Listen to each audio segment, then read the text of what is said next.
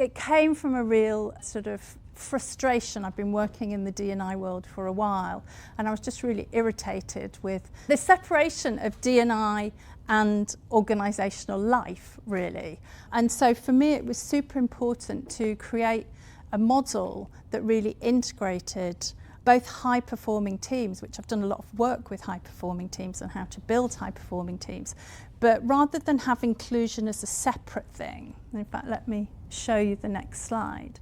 You know, my little strapline, building high-performing inclusive teams, one team at a time. I actually have changed this around to have high-performing first rather than inclusive high-performing teams, because I think actually the focus is as much on being high-performing as it is on being inclusive. But the important thing for me is that inclusion is built into the whole thing. I mean, it's obviously most clearly in here, but actually there are inclusive elements throughout the whole of what it makes to be a high-performing team.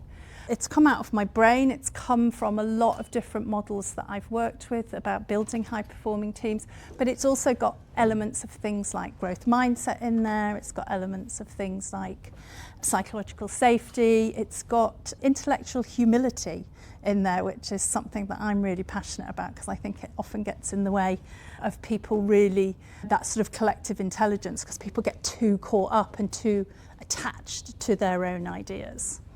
So there's the model. I've created a diagnostic, or a couple of different diagnostics, actually online diagnostics that can use with teams and with individuals to actually assess how the team works. And the book itself is absolutely full.